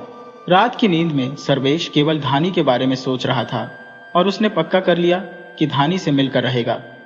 सुबह होते ही सर्वेश गौशाला पहुंच गया और जानकी से राम राम की। जानकी ने कहा, खुश रहो बेटा। सर्वेश ने जानकी से पूछा, काकी और चाचा कैसे हैं? जानकी ने कहा, ठीक है, अभी खेत गए हैं। सर्वेश ने धानी के बारे में पूछा। जानकी ने कहा, वह देर से कपड़े धोकर लाने में लगी है। उसने बाबा को खाना दे दिया है, भूखे होंगे। धानी खाना लेकर खेत की ओर चल पड़ी। सर्वेश ने भी खेत की ओर रुख किया। धानी को देखकर वह चौंक गई और बोली, छोटे ठाकुर, तुम तो वही बचपन वाले हो। जैसे राक्षसों वाली हरकतें करते थे वैसे ही अब भी कर रहे हो। सर्वेश ने कहा, और तुम भी बचपन में चुड़ैलों जैसी हरकतें करती थी, याद है? कितना परेशान करती थी, मुझे पढ़ने नहीं देती थी। धानी ने जवाब दिया, मैं तब बच्ची थी, अब तो जवान हो गई हो और सुंदर भी। सर्वेश ने हंसते हुए कहा, हाँ, अब तुम जवान और सुंदर हो, लेकिन कल तुम हवेली से क्यों भाग गई थी? धानी ने कहा, मैं आपसे डर गई थी, कहीं आप बचपन की तरह फिर से मेरी छोटी न खींच ले। सर्वेश ने हंसते हुए कहा, अच्छा, और पर छोटी पकड़कर खींच दी? धानी गुस्से में भाग गई और कहा, छोटे ठाकुर, आप वही पुराने हैं। राघव के पास नानी पहुंची तो उसने पूछा, बिटिया, क्या हुआ? तेरे चेहरे पर यह उदासी क्यों है? धानी ने कहा, नहीं बाबा, कुछ नहीं, बस पैर में कांटा चुभ गया था। अगले दिन सर्वेश फिर खेतों की तरफ चला गया, लेकिन उसका दिल धानी से मिलने को बेताब था। धानी को मनाना भी तो जरूरी था, क्योंकि वो नाराज होकर चली गई थी। सर्वेश ने देखा कि धानी खेतों में बैठकर अमरूद खा रही है। वह भी उसके पास जाकर बैठ गया और बोला, धानिया, मुझे भी खिलाओ ना, जैसे बचपन में बाघ से चुरा कर खिलाती थी। धानी ने गुस्से में कहा, मुझसे बात मत करो छोटे ठाकुर, मुझे बहुत गुस्सा आ रहा है। सर्वेश ने हैरानी से पूछा, क्यों नाराज हो? धानी बोली, कल तुमने मेरी छोटी क्यों खींची थी? सर्वेश ने माफी मांगते हुए कहा, मुझे माफ कर दो। लो, कान भी पकड़ लिया, अब कहो तो उठक बैठक भी लगा दूं? धानी ने हंसते हुए कहा, नहीं ठाकुर साहब, ऐसा मत करो, मुझे पाप लगेगा। चलो, माफ किया। दोनों फिर से अमरूद खाते हुए हंसने लगे। दिन बीतते गए। दोनों कभी गांव की पहाड़ी पर तो कभी नहर के किनारे और कभी अमरूद के बागों में साथ घूमने लगे। इसी तरह नवरात्रि भी आ गई और उनके रिश्ते पक्के हो गए। सर्वेश की शादी अगले साल तय हुई, क्योंकि धानी के होने वाले दूल्हे की दादी को मरे अभी 1 साल पूरा नहीं हुआ था। एक दिन किसी ने कल्याणी को बता दिया कि तुम्हारा सर्वेश और धानी साथ साथ घूमते हैं। कल्याणी ने तुरंत जानकी को बुलवाया और उसे कड़े शब्दों में बहुत कुछ सुनाया। जानकी चुपचाप घर लौट आई और धानी को डांटते हुए कहा, अब तू घर से बाहर कदम भी नहीं रखेगी। तेरा ब्याह तय हो गया है और तुझे अब दुर्गेश से मिलना बंद करना होगा। दूसरी तरफ सर्वेश बहुत परेशान था, क्योंकि धानी से न मिलने की वजह से वह बेचैन हो रहा था। एक दिन जानकी बीमार पड़ गई और घर में लकड़ियां खत्म हो गईं। धानी को मजबूरन जंगल में लकड़ियां लेने जाना पड़ा। शाम हो चली थी और बादल घिर आए थे। तभी उसने देखा कि सर्वेश उसका पीछा करते हुए जंगल तक आ गया है। सर्वेश ने उसे गले लगाते हुए कहा, धानी, तुम मुझसे बात क्यों नहीं करती हो? मुझसे मिलना क्यों नहीं चाहती हो? धानी ने खुद को छुड़ाते हुए कहा, छोटे ठाकुर, क्या कर रहे हो? मेरा विवाह तय हो गया है और तुम्हारा भी। सर्वेश बोला, लेकिन धानी, मैं तुमसे प्यार करता हूं और मुझे किसी की परवाह नहीं। धानी ने जवाब दिया, लेकिन मुझे है। मैं अपने माँ बाबा का नाम बदनाम नहीं करना चाहती। सर्वेश ने कहा, बदनामी कैसी धानी? हम एक दूसरे के बिना खुश नहीं रह सकते। चलो, मैं सबको बता दूंगा। धानी ने कहा, हाँ, मैं भी तुमसे बचपन से प्यार करती हूँ और तुम्हारे बिना नहीं रह सकती। दोनों एक दूसरे के गले लग गए और रोने लगे। जब वे गांव लौटने लगे तो जोरदार बारिश होने लगी और अंधेरा भी छा गया। भीगते हुए वे गांव पहुंचे। उधर कल्याणी सर्वेश के घर जल्दी न आने से परेशान थी। उसने पता करवाया तो पता चला कि सर्वेश धानी के पीछे पीछे जंगल की तरफ गया था। ये सुनकर कल्याणी का गुस्सा भड़क उठा। उसने राघव को बुलाकर कहा, तुम्हारी बेटी अपनी औकात भूल गई है। वह सर्वेश से शादी के सपने देख रही है जो कभी पूरे नहीं हो सकते। जैसे तुमने मेरे प्यार को ठुकराया था, वैसे ही आज मैं तुम्हारी बेटी को ठुकराती हूं। तुम अभी के अभी गांव छोड़कर चले जाओ। राघव ने विनती करते हुए कहा, ठाकुराइन, जानकी की तबीयत खराब है और बारिश भी तेज हो रही है। ऐसी स्थिति में हम कहां जाएंगे?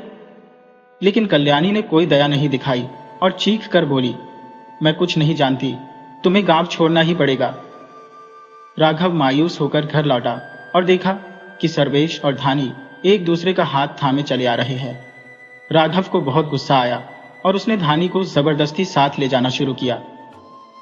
सर्वेश ने रोकने की कोशिश की, लेकिन राघव ने उसकी बात अनसुनी कर दी और बोला, बाद में बात करेंगे छोटे ठाकुर, आप हवेली जाइए, आपकी माँ आपका इंतजार कर रही है। राघव ने कुछ जरूरी सामान बांधा और अपने परिवार के साथ गांव छोड़ने का फैसला किया। रात के अंधेरे में बिना किसी को बताए वे नदी की तरफ निकल पड़े। बारिश तेज हो रही थी, बिजली कड़क रही थी, लेकिन राघव ने किसी भी चीज की परवाह नहीं की। उसकी आत्मसम्मान को ठेस लगी थी। उसने नाव खोली जो कि रस्सी से बंधी हुई थी और अपने परिवार को नाव में बैठाकर नदी पार करने लगा। लेकिन कुछ दूर जाकर नाव बेकाबू हो गई, क्योंकि पानी का बहाव बहुत तेज था और बारिश भी जोरदार हो रही थी। नाव धीरे धीरे डूबने लगी। कुछ ही देर में नाव पूरी तरह डूब गई। इस बीच कल्याणी की तंद्रा टूटी जब उसने बार बार भौंकते कुत्ते की आवाज सुनी। उस समय साध्वी जी सीढ़ियों पर उदास बैठी थी और मंदिर के पुरोहित जी अपनी छड़ी का सहारा लेकर धीरे धीरे साध्वी के पास पहुंचे। उन्होंने पूछा, बेटी, इतनी उदास क्यों बैठी हो? कोई परेशानी है? साध्वी ने जवाब दिया, कुछ नहीं बाबा, बस थोड़ी सी थकान है। पुरोहित जी ने कहा, अपना ध्यान रखा कर। बेटी, तुम्हारे सिवा मेरा कौन है? अब तो पुरोहित न भी नहीं रही। जब 8 साल पहले तुम हमारी जिंदगी में आई तो ऐसा लगा जैसे वर्षों की संतानहीनता पूरी हो गई। इतना कहकर पुरोहित जी की आंखें नम हो गईं। साध्वी ने सवाल किया, बाबा, ऐसा क्यों कह रहे हैं? तुम्हारे रूप में तो मुझे मेरे बाबा मिल गए थे, और अगर पुरोहित जी भी होते तो क्या होता? साध्वी की आंखों में भी आंसू छलक आए। फिर रोहित जी ने पूछा, अच्छा, अब खाना भी खिलाओ या ऐसे ही चलें? बहुत भूख लगी है, आज क्या बनाया है मेरी बेटी ने? साध्वी ने उत्तर दिया, यहाँ दूध, दलिया, लौकी की सब्जी, आलू का भरता, धनिया की चटनी और गेहूं की नरम नरम रोटी है। ये सब बाबा की उम्र के हिसाब से बनाया है, क्योंकि तुम्हारे दांत कमजोर हो गए हैं, इसीलिए ऐसा खाना बनाया है जिसे आसानी से खा सके। रोहित जी ने कहा, बहुत अच्छा बेटी, तुम मेरा कितना ख्याल रखती हो। फिर दोनों ने मिलकर खाना खाया। जब भोजन खत्म हुआ तो साध्वी ने कहा, अब मैं अपनी कुटिया में आराम करने चली जाऊंगी। फिर बाद में बादल घिर आए और बारिश शुरू हो गई। साध्वी उस बारिश वाली रात को याद करने लगी जब वह छोटे ठाकुर से दूर हुई थी। उस दिन धानी ने पहली बार अपने बाबा का गुस्सा देखा था। धानी के बाबा का गुस्सा भी जायज था, क्योंकि धानी का हाथ छोटे ठाकुर के हाथ में देखकर उन्हें यह सब उम्मीद नहीं थी। बाबा का स्वाभिमान आहत हुआ था। उन्होंने धानी का हाथ छोटे ठाकुर से छुड़वाकर उसे झोपड़ी के अंदर ले गए और पूछा, यह सब क्या है? अगर यह सच है तो तुम्हें छोटे ठाकुर को आज से भूलना होगा। वचन दो कि आज के बाद तुम उनसे नहीं मिलोगी। उस दिन धानी ने छोटे ठाकुर से न मिलने का वचन लिया और साथ ही गांव छोड़ने का भी निर्णय लिया। आंधी, तूफान और बारिश के बीच वे गांव छोड़कर निकल पड़े। अम्मा और बाबा उस तूफान में ऐसे बहे जैसे कई दिलों को तोड़ते हुए चले गए। नाव ही एकमात्र रास्ता था गांव से बाहर जाने का, लेकिन तूफान ने उसे बेकाबू कर दिया और नाव डूब गई। बाबा और अम्मा की शवें बाद में मिली। धानी अगले दिन बेहोशी की हालत में नदी के किनारे पड़ी मिली। पुरोहित बाबा, जो अपनी दिनचर्या के अनुसार नदी पर स्नान करने गए थे, ने धानी को देखा और उसकी नब्ज टटोली। उन्होंने आसपास के लोगों को बुलाया और धानी को मंदिर के पास झोपड़ी में ले गए। पुरोहित बाबा ने फौरन धानी के कपड़े बदलवाने और इलाज करने का आदेश दिया। वे केवल पुरोहित ही नहीं बल्कि प्रसिद्ध वैद्य भी थे। धानी को होश में आते ही उसने अपने अम्मा और बाबा के बारे में पूछा। गांव के लोग उसकी मदद करने लगे और जब अम्मा और बाबा की शवें मिली तो पुरोहित बाबा ने उनका अंतिम संस्कार किया। अनाथ धानी के सिर पर हाथ रखकर उन्होंने कहा, मैं तुम्हारे साथ रहूंगा। और तब से धानी रोहित बाबा और रोहित अम्मा के साथ रहने लगी। धनी ने रोहित बाबा और पुरोहितन कोम्मा के पास जाकर उनकी सेवा शुरू कर दी थी। बाबा ने अपनी पूरी विद्या धानी को सिखा दी थी और अब धानी उनके साथ दुर्लभ जड़ी बूटियां ढूंढने भी जाने लगी थी। एक दिन धानी ने सोचा, क्यों ना इन जड़ी बूटियों को मंदिर के पीछे की खाली जमीन पर उगाया जाए। सरपंच जी से इजाजत लेकर उसने ऐसा ही किया। अब वह मंदिर के तालाब से पानी लाकर पौधों को सींचती थी। गांव वालों ने भी यह देख उसकी मदद करना शुरू कर दिया और जल्द ही मंदिर के चारों तरफ हरियाली ही हरियाली छा गई। 8 सालों के इस सफर में पुरोहित बाबा ने एक दिन आवाज लगाई, धानी, थोड़ा कंबल देना, बारिश के कारण ठंड लग रही है। साध्वी धानी बोली, अभी लाती हूं बाबा। उधर कल्याणी बहुत परेशान थी, क्योंकि इंदु का 5वां महीना लग गया था और उसे साध्वी धानी के पास ले जाना था। लेकिन वह इस बात को लेकर चिंतित थी कि इंदु के साथ किसे भेजा जाए। इस बार कल्याणी ने निर्णय लिया कि वह खुद इंदु और मन की काकी के साथ जाएंगी। जब धानी ने कल्याणी और मन की काकी के पैर छुए, इंदु यह देखकर थोड़ी हैरान हुई, लेकिन कुछ नहीं कहा। धानी ने इंदु की नब्ज टटोली और कुछ जड़ी बूटी देकर कहा, इन्हें समय पर लेते रहना, सब ठीक रहेगा। अगली बार जब आओगी तो मैं खुद तुम्हारे घर आकर जांच करूंगी। अब तुम्हें आराम की जरूरत है, ज्यादा सफर करना सही नहीं होगा। समय बीतता गया और इंदु का 6ठा महीना भी लग गया। आज धानी के पास कुछ ज्यादा ही मरीज आ गए थे। उसे घर के लिए खाना भी बनाना था, इसलिए उसने जल्दी जल्दी काम निपटाया। बाबा को खाना खिलाकर खुद भी खाया और फिर इंदु की जांच करने के लिए कल्याणी की हवेली की तरफ चल पड़ी। हवेली पहुंचते पहुंचते अंधेरा हो गया था। उसने दरवाजे पर दस्तक दी। नौकरानी ने दरवाजा खोला और पूछा, किससे मिलना है? धानी बोली, बड़ी ठकुराइन से मिलना है। नौकरानी ने उसे अंदर बुलाया और कहा, बैठक में बैठिए, मैं बड़ी ठकुराइन को बुलाती हूँ। धानी ने बड़े आदर से कल्याणी के पैर छुए और कहा, छोटी ठकुराइन को जल्दी बुला दीजिए, मुझे वापस जल्दी जाना है, नहीं तो नाव की आखिरी फेरी भी निकल जाएगी। कल्याणी ने जवाब दिया, कोई बात नहीं, हम अभी जानकी को नदी किनारे भेजकर नाविक को खबर करवा देते हैं। आज तुम यहीं रुको। धानी ने कहा, नहीं बड़ी ठकुराइन, आप छोटी ठकुराइन को बुला दीजिए, मैं उनकी जांच करके वापस चली जाऊंगी। कल्याणी की आंखों में आंसू आ गए और बोली, धानिया, क्या तुम हमें माफ करने का कोई मौका नहीं दोगी? उस रात धानी ने हवेली में रुककर इंदु की जांच की। थोड़ी देर बाद कल्याणी ने उसे खाना खाने के लिए बुलाया। तुम्हारे लिए बिना प्याज लहसुन और मसाले के खाना बनाया है, कल्याणी बोली। हवेली में लालटेन की धीमी रोशनी चारों ओर फैली हुई थी।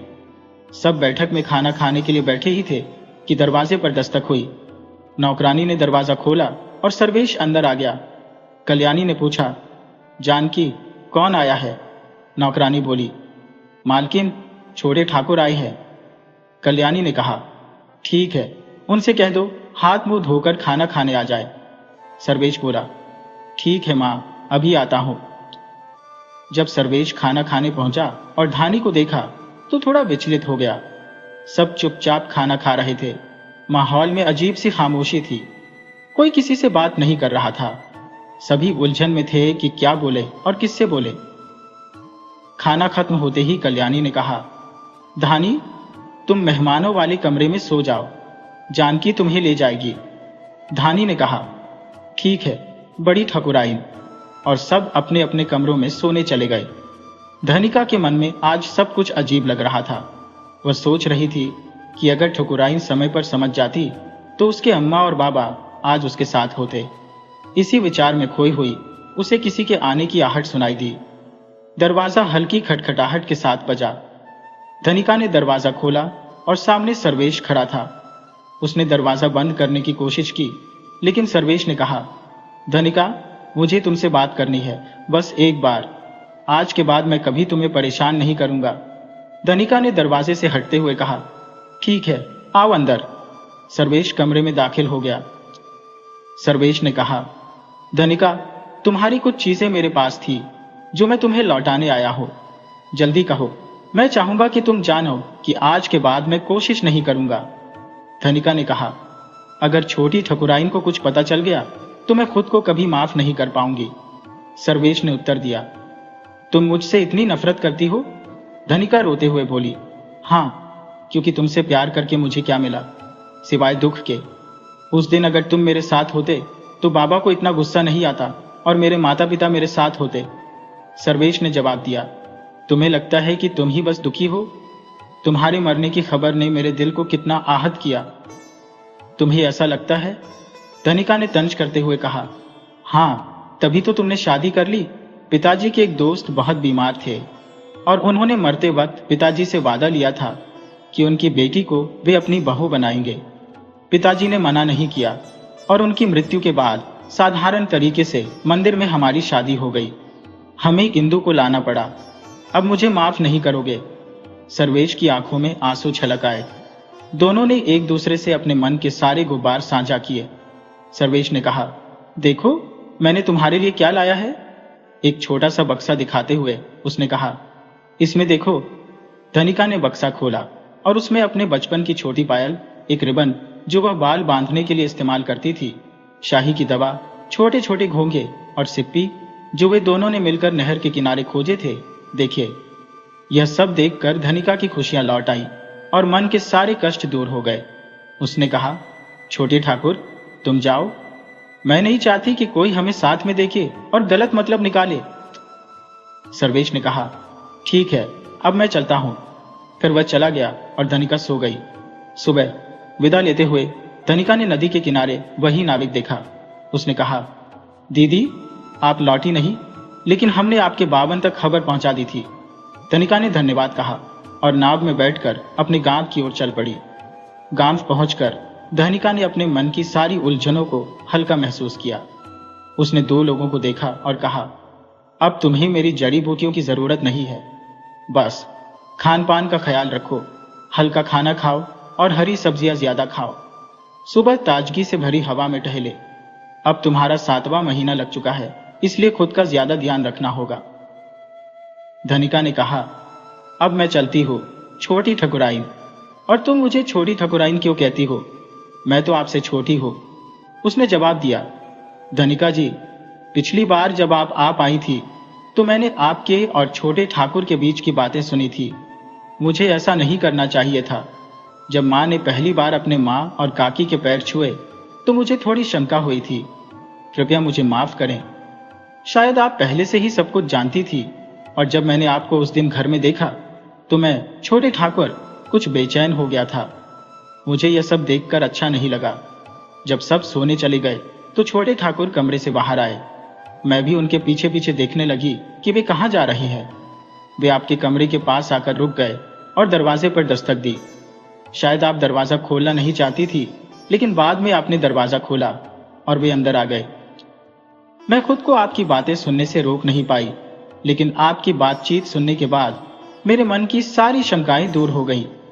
छोटी ठकुराइन बोली, धानी जी, मेरा मायके में कोई नहीं है, क्या आप मेरी बड़ी बहन बनेंगी? इतना कहकर उनकी आंखों में आंसू आ गए। धानी ने उन्हें गले से लगा लिया और दोनों एक दूसरे के गले लगकर रोने लगी। उनकी ये बातें सर्वेश ने भी सुन ली और उन दोनों के पास जाकर बोले, मुझे माफ कर दो, मैंने तुमसे बहुत कुछ छुपाया। इंदु बोली, आप मुझसे माफी न मांगे, जो होना था वो हो गया। फिर इंदु ने धानी से कहा, दीदी आप इन्हें माफ कर दो। धानी ने कहा, अब मैं चलती हूँ, बाबा की तबीयत ठीक नहीं रहती, वो मेरा इंतजार कर रहे होंगे। धानी जब गांव लौटी तो देखा कि बाबा लेटे हुए थे। धानी ने पूछा, क्या हुआ बाबा, तबीयत ठीक नहीं है? बाबा ने कहा, आज तबीयत कुछ ज्यादा ही खराब लग रही है, जड़ी बूटियां भी ले ली लेकिन कोई आराम नहीं मिल रहा है, लगता है भगवान का बुलावा आ गया है। धानी बोली, ऐसा मत कहो बाबा, आपके सिवा मेरा है ही कौन? बाबा बोले, लेकिन बेटी बहुत ठंड लग रही है। धानी ने बाबा का माथा छुआ तो देखा कि बहुत तेज बुखार था। धानी बोली, बाबा मैं आपको कुछ जड़ी बूटियां देती हूँ, शायद कुछ आराम मिले। बाबा बोले, नहीं बेटा, अब कोई दवा असर नहीं करेगी। 2 हफ्ते इसी तरह गुजर गए, लेकिन बाबा की हालत में कोई सुधार नहीं हुआ। एक दिन बाबा धानी को छोड़कर स्वर्ग सिधार गए। धानी ने खुद को बहुत अकेला महसूस किया, उसके जीने का सहारा ही चला गया था। बाबा के देहांत पर कल्याणी और सर्वेश आए थे। धानी को दिलासा देकर चले गए, लेकिन जिसने अपनों को खोया है वही उसकी पीड़ा समझ सकता है।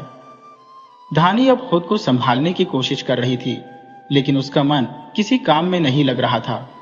मरीजों को भी नहीं देख रही थी और खाना भी नहीं बना रही थी। अगर कोई कुछ खिला देता तो वही खा लेती। अंदर से उसके जीने की इच्छा मर चुकी थी।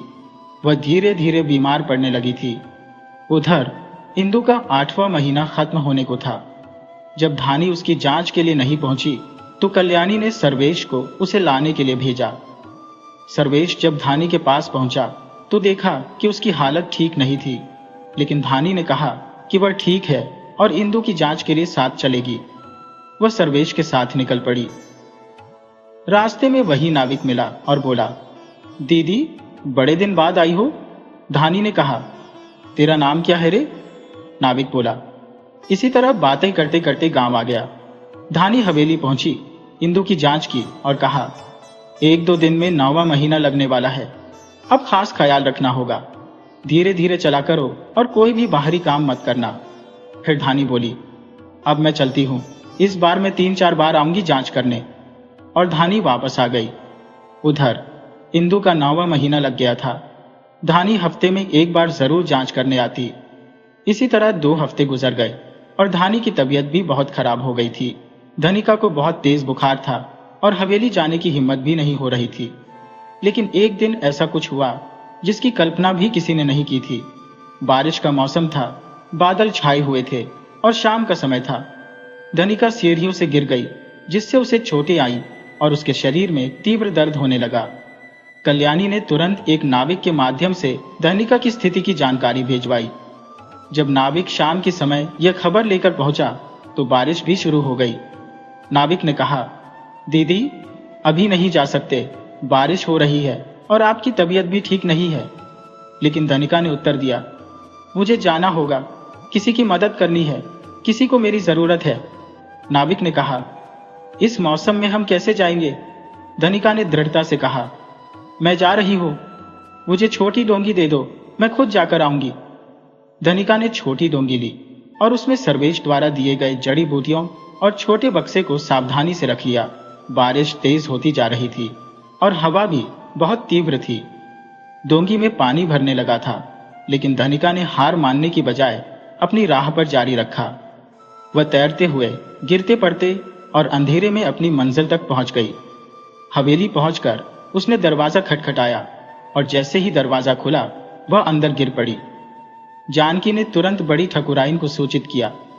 कल्याणी के आते ही धनिका ने कहा, मेरी कमर में जो बक्सा है उसमें कुछ जड़ी बूटियां हैं, उन्हें निकालकर छोटी ठकुराइन को दे दो और पेट में मल दो, इससे आराम मिलेगा। कल्याणी ने कहा, पहले तुम अपने कपड़े बदल लो, तुम्हारी तबीयत भी ठीक नहीं लग रही। धनिका ने उत्तर दिया, आप मेरी चिंता मत करो, मरीज का ख्याल रखना बहुत जरूरी है। कल्याणी ने धनिका की सलाह के अनुसार जड़ी बूटियां निकाली और उसे बिस्तर पर लिटाया। धनिका हिचकियां लेने लगी। इस बीच सर्वेश हवेली के पास आया और धनिका की दयनीय स्थिति देखकर रो पड़ा। धनिका को सांस लेने में कठिनाई हो रही थी।